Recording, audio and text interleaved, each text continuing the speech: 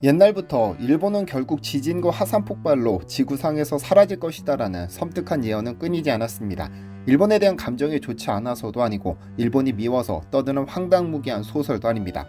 1973년 일본에서는 고마츠 사쿠의 SF 소설 일본 침몰이 큰 인기를 끌었는데, 작품 속에서 일본 열도가 연속된 지진으로 침몰한다는 설정은 많은 이들에게 충격을 안겼습니다. 영화로도 제작된 이 소설은 일본 정부가 1년 안에 일본 열도가 침몰할 것이라는 과학자들의 보고를 받고도 공포에 빠진 국민들을 달래기 위해 사실을 숨긴 채 거짓 발표를 하는 장면이 나옵니다. 소설이지만 너무나 현실적인 설정이었기 때문에 일본인들의 뇌리에 강렬한 인상을 남겼죠. 실제로도 일본이 언젠가 자연재해로 소멸할 것이라는 예언은 끊이지 않았습니다. 에드가 케이시라는 예언가는 일본 국토의 대부분이 결국 바닷속으로 가라앉을 것이다라고 예언한 바 있고, 일본의 한 만화가는 1999년에 발간한 자신의 꿈 일기에서 2011년 3월에 대재앙이 온다고 묘사했는데, 12년 후 실제로 동일본 대지진의 발생에 큰 화제가 됐었습니다. 이 작가는 이후 2025년에 또 한 번 거대한 변화가 올 것이라는 예언을 남겨 많은 일본인이 촉각을 곤두세우고 있는데요. 예언과 우연의 영역을 떠나 이러한 주장들이 주목받는 이유는 일본이 그만큼 자연재해에 취약한 위치에 있기 때문입니다. 실제로 일본은 전 세계 지진과 화산 활동이 집중된 불레고리 한가운데 자리합니다. 태평양을 둘러싼 판의 경계에는 활화산과 단층대가 이어져 있는데, 일본 열도는 이 지역에서 4개의 지각판이 만나는 교차점 위에 놓여 있습니다. 그만큼 지진이 빈번하고 화산 분화도 잦죠. 2011년 동일본 대지진 이후 일본이 언젠가 바다에 가라앉을 것이라는 예언이 2025년 다시 주목받게 된 것도 과학적으로 보아 전혀 근거 없는 이야기가 아니기 때문입니다. 일부 일본인들은 대재앙에 대한 대책으로 아예 해외로 각자 도생하는 것만이 살 길이라는 인식이 퍼져 있는데, 특히 부산 해운대 일대에 저펜타운이 형성될 것이라는 관측도 나오는 실정입니다. 도대체 지금 일본에서는 어떤 일이 벌어지고 있는 것일까요? 안녕하세요, 디스멘터리입니다. 혹시 메가스러스트 지진이란 용어를 들어보셨나요? 이는 주로 해구에서 발생하는 규모 9.0 전후의 초거대 지진으로 지각판이 서로 충돌하며 한쪽 판이 다른 판 아래로 밀려드는 경계에서 일어납니다. 이런 지진은 단층이 수백 킬로미터에 걸쳐 한꺼번에 어긋나면서 엄청난 에너지를 방출하는데, 그 충격으로 거대한 쓰나미까지 동반해 피해가 상상을 초월하죠. 인류 역사에 기록된 가장 강력한 지진들도 대부분 이러한 메가스러스트 형태였습니다. 1960년 5월 21일 칠레 발디비아 지진이 대표적인데요. 순간 규모 9.5에 달한 이 지진은 지진 관측 이래 최고 규모로 기록됐는데 1655명의 목숨과 200만 명의 이재민을 발생시켰습니다. 지진 발생 직후 칠레 해안을 강타한 쓰나미는 산채 같은 물결이 이루며 태평양을 가로질러 약 22시간 뒤 일본 해안에까지 도달해 약 140명에 달하는 사망자를 냈고 3,000채 가까운 가옥을 파괴했습니다. 거리가 먼 일본조차 예외가 아니었을 정도로 이 쓰나미의 파장은 전 지구적이었죠. 그리고 반세기 후 전 세계는 또 한 번 충격에 빠집니다. 2004년 12월 26일 인도네시아 수마트라 섬 연안에서 수마트라 안다만 대지진이라는 또 하나의 메가스러스트 지진이 발생했으니까요. 규모 9.2에 달했던 이 지진은 지구 자전을 흔들었다고 할 만큼 거대했는데, 이때 발생한 쓰나미는 최대 30m 높이까지 치솟아 인도양 연안 국가들을 덮쳤습니다. 순식간에 바다가 육지를 집어삼키는 광경이 펼쳐졌고, 인도네시아 체주를 비롯 태국, 스리랑카, 인도 등 14개 나라에서 주민과 관광객 약 22만여 명이 목숨을 잃는 대참사가 벌어졌습니다. 역사상 최악의 인명피해를 낸 자연재해가 됐는데요. 평온하던 휴양지 해변에 높이 10층 건물에 맞먹는 파도가 들이닥친 이날의 충격은 전 세계의 쓰나미 경각심을 불러일으켰고, 이후 국제사회는 쓰나미 경보 시스템 강화에 나서게 됐습니다. 그리고 마침내 2011년 3월 11일 일본 동북부 지역에서 일어난 동일본 대지진은 우리에게 너무나 생생한 메가스러스트 지진입니다. 당시 미국에서 어학연수 중이었던 저는 TV를 통해 이 모든 광경을 지켜봤는데 초현실적인 모습에 입이 턱 막혔던 기억이 납니다. 일본 지진 관측 사상 최대 규모의 9.0의 이 지진은 불과 수분 만에 일본 본토를 발밑부터 뒤흔들었습니다. 지진 발생 30분 후 해저 단층 파괴로 발생한 쓰나미가 고속도로 자동차보다 빠른 속도로 해안을 향해 돌진했습니다. 새까만 파도가 제방을 넘어 도로와 마을로 밀려들었고, 자동차와 선박을 마치 장난감처럼 쓸어버렸습니다. 이 쓰나미로 약 18,000명 이상의 사망자와 실종자가 발생했는데요. 특히 일본 후쿠시마 원자력 발전소의 냉각 시스템을 파괴해 원전 폭발을 초래해 국제적으로 큰 문제가 됐었죠. 이처럼 동일본 대지진은 지진, 쓰나미, 원전 폭발이라는 삼중재앙으로 이어져 일본 사회에 지울 수 없는 충격을 남겼습니다. 그 피해액만 220조 원에 이르러 역사상 가장 비용이 많이 든 자연재해로 기록될 정도였습니다. 위 세 가지 사례는 모두 규모 9 전후의 메가스러스트 지진이며 광범위한 쓰나미 피해를 일으켰다는 공통점이 있습니다. 이러한 지진의 파괴력은 단순한 지표 흔들림에 그치지 않고 지구 시스템 전반에 영향을 미쳤죠. 이처럼 메가스러스트 지진의 위력은 상상을 초월하는데 특히 일본과 같은 나라에서는 이러한 대지진이 언제든 일어날 수 있는 현실로 다가와 있습니다. 지난 1월 13일 일본 규슈 미야자키 앞바다에서 규모 6.9의 지진이 발생했습니다. 쓰나미 주의보가 발령되고 주민들은 급히 대피했죠. 부산과 울산에서도 흔들림이 감지될 정도였는데 워낙에 지진이 잦은 나라라지만 이번엔 좀 달랐습니다. 작년 8월 규모 7.1 위력으로 사상 처음 대지진 주의보를 발령시킨 진앙지와 얼마 떨어지지 않은 곳에서 발생했으니까요. 이번 지진으로 30년 내 규모 9의 대지진이 발생할 확률이 무려 80%까지 높아졌습니다. 현실로 다가온 대지진 징조에 일본은 불안에 휩싸였습니다. 난카이 해곡 대지진 때문인데요. 일본 열도 주변에는 거대한 해구와 단층대가 여러 곳 있습니다. 그 중에서도 전문가들이 가장 우려하는 지역이 바로 혼슈 남서쪽 해역의 난카이 해곡인데요. 난카이 해곡은 태평양판이 유라시아판 아래로 밀려 들어가는 서빛대 경계로 일본 시즈오카현 앞바다에서 규슈 앞바다까지 약 900km 길이로 이어져 있습니다.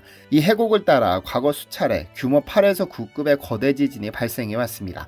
일본 역사 기록을 살펴보면 100에서 200년 주기로 난카이 해곡에서 대지진이 일어났는데 가장 최근은 1946년 발생한 쇼와 난카이 지진입니다. 약 2,000명의 사망자를 냈죠. 난카이 해곡은 A부터 E까지 5개의 단층대로 나뉘며 이 단층들이 각각 독립적으로 또는 연쇄적으로 움직이게 될 경우 피해는 상상 이상의 수준이 될 수 있습니다.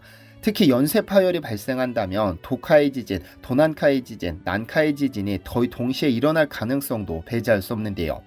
이렇듯 난카이 해곡은 한번 움직이면 연쇄적으로 거대 지진을 일으키는 무시무시한 잠재력을 지닌 곳인데 지금 그 주기가 돌아올 때가 됐다는 것이 과학자들의 경고입니다. 1940년대 후반 두 차례 지진이 있은 후 벌써 80년 가까운 세월 동안 이 해역에서는 대형 지진이 없었으니까요. 이에 일본 정부 지진조사위원회는 앞으로 30년 이내 난카이 해곡에서 규모 8에서 9급 거대 지진이 발생할 확률이 약 80%에 달한다고 발표했습니다. 이러한 추정은 과거 지진 발생 간격과 지난 경과 시간을 바탕으로 한 것으로 해마다 대지진이 안 일어날 때마다 확률은 조금 더 높아지고 있습니다. 다시 말해 지금 이 순간에도 시간폭탄의 시계가 째깍거리고 있는 것이죠. 일부 전문가는 난카이 해곡 대지진을 두고 지금 당장 일어나도 이상하지 않다고까지 주장하기도 하는데요. 난카이 해곡 대지진이 우려스러운 이유는 지진 그 자체의 규모뿐만 아니라 발생 위치가 일본의 핵심 지역과 가깝기 때문입니다. 해곡 북동쪽 끝은 도쿄, 요코하마 대도시권과 가까운 시즈오카 앞바다이고 남서쪽으로는 오사카, 나고야 등 인구 밀집 지역과 인접한 태평양 연안입니다. 만약 해곡 전 구간이 한꺼번에 무너지는 최악의 시나리오가 현실화되면 지진 규모는 9.0에 달하고 전국에 걸쳐 진도 7의 격진이 닥칠 겁니다. 일본 중앙정부가 시뮬레이션한 바에 따르면 이런 경우 쓰나미가 최고 30m 이상으로 밀려와 시코쿠와 기이반도를 중심으로 태평양 연안 도시들을 덮칠 수 있는데요. 최악의 상황에서는 사망자가 32만 명을 넘을 수 있다는 충격적인 예측도 있습니다. 이는 2011년 동일본 대지진의 약 18배에 달하는 인명피해이며 그 충격파는 일본 사회의 존립 자체를 위협할 수준이죠. 경제적 피해 역시 상상을 초월해 약 220조 엔 이상의 손실이 발생해 일본을 세계 최빈국으로 전락시킬 수 있을 정도입니다. 가장 두려운 것은 아무래도 동시에 여러 재앙을 부를 수 있다는 점.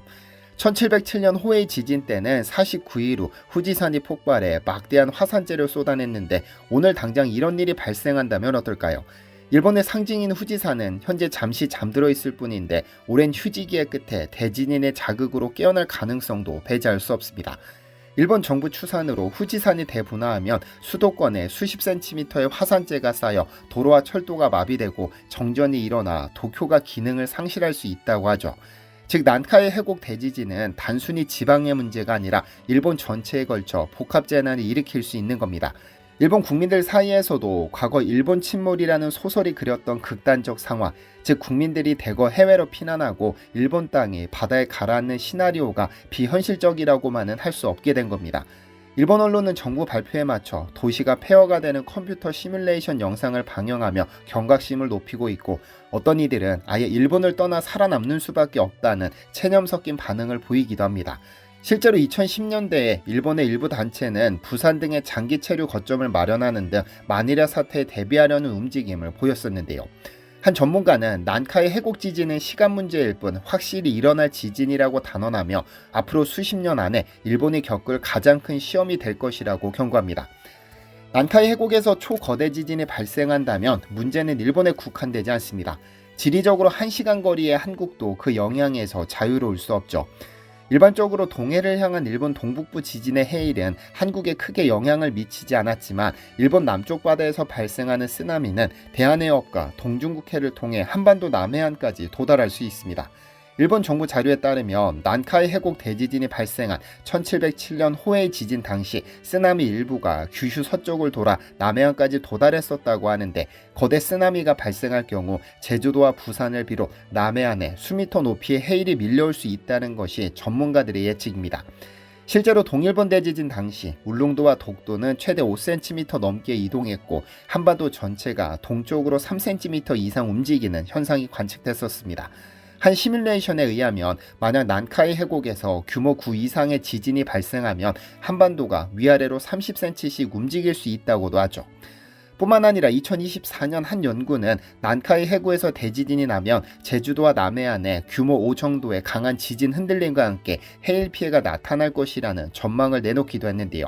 이는 우리나라에도 2016년 경주 지진보다 강한 수준의 지진이 잇따를 수 있다는 의미입니다. 실제 YTN 보도에 따르면 난카이 해곡 대지진으로 한반도 지각에 강한 스트레스가 가해져 한국에서 지진 활동이 촉발될 수 있다고 하는데요. 즉 일본에서의 초대형 지진이 한국 땅 밑의 균형까지 교란시켜 평소 지진이 드문 지역에서도 예고 없이 강진이 발생할 수 있다는 겁니다. 또한 원자력 발전소의 위험도 간과할 수 없는데요. 일본에는 현재도 다수의 원전이 가동 중이며 그 중에는 난카이 해곡 지진의 진앙과 가까운 곳도 있습니다. 시즈오카에는 과거부터 지진 위험으로 악명 높은 하마오카 원전이 있는데, 만약 거대 지진으로 이들 원전 설비가 손상을 입는다면 2011년 후쿠시마 사고와 유사하거나 그 이상의 방사능 누출 사태가 발생할 수 있습니다. 바람 방향에 따라 방사성 물질이 한반도로 날아올 가능성도 있고, 해류를 타고 오염수가 이동할 위험도 있죠. 후쿠시마 사고 당시에도 한국과 중국 등 주변국들이 방사능 확산을 우려했듯이 난카이 해곡 지진 시의 방사능 누출은 국제적인 재앙이 될 수 있습니다. 뿐만 아니라 일본은 세계 3위 경제대국으로 한국과 교역도 활발한 만큼 메가스러스트 지진이 일본 산업 중심지를 타격하면 부품 조달이나 무역에 차질이 생겨 한국 경제에도 큰 충격이 올 수 있습니다. 동일본 대지진 때도 일본 공장들이 멈추면서 전 세계 자동차, 전자제품 생산이 일시적으로 둔화된 적이 있었는데, 하물며 도쿄나 오사카 등지에 대혼란이 온다면 그 파급력은 훨씬 거대할 겁니다. 정리하자면 난카이 해곡 초거대 지진은 일본 국경을 넘어선 재난입니다. 부산이나 제주도의 해안가 주민들도 높은 지대 대피 요령을 알아둘 필요가 있고, 한국 지진 대응 시스템 역시 남의 나라 일로 치부할 수 없습니다. 정부 차원에서도 원전 사고 대비 방사능 방제 대책, 국제 공조 체계 등을 철저히 점검해야 할 겁니다. 일본이 지도에서 사라지는 일은 없겠지만 일본의 일부 지역이 심각한 피해를 입는 시나리오는 곧 우리 생활에도 영향을 미칠 것이 분명하니까요. 일본은 언젠가 지구에서 사라질지도 모른다는 예언이 최근 들어 현실이 되어가고 있다는 것 같다는 말이 나올 정도로 우리는 거대한 자연의 힘 앞에서는 한없이 무력한 존재입니다. 30년 안에 일본을 뒤흔들 초거대 지진이 올 것이라는 전망은 더 이상 공상과학이 아니라 많은 과학자가 인정하는 현실적인 경고죠. 물론 현대의 과학과 기술로 일본 열도가 한순간에 지도에서 사라지는 극단적 사태는 막을 수 있을 겁니다. 하지만 2011년 우리가 목격했듯이 인간의 기술은 자연의 압도적인 위력 앞에서 때로는 한계를 드러냅니다. 결국 이 예언이 주는 메시지는 겸허함과 대비일 것입니다. 자연을 두려워하되 두 손 놓고 있기보다 최선을 다해 대비하고 지혜롭게 공존하는 길을 찾아야 합니다. 일본은 뼈아픈 경험들을 통해 세계 최고의 방제 선진국으로 거듭났지만 동시에 언제 닥칠지 모르는 재해에 늘 긴장하며 살아야 하는 숙명을 안고 있습니다. 그들의 노력과 교훈은 우리에게도 귀한 가르침입니다. 앞으로 30년, 아니 그 이후라도 그날이 오지 않기를 모두가 간절히 바라겠지만 만약 거스를 수 없다면 우리는 준비된 자세로 맞서야 합니다. 시청해주셔서 감사합니다. 디시멘터리에서는 여러분의 제보를 기다립니다. 제 채널에서 다뤘으면 좋겠는 뉴스 또는 널리 알려졌으면 하는 영상은 디시멘터리 네이버.com으로 보내주시면 소중히 제작하겠습니다. 시청해주셔서 감사합니다.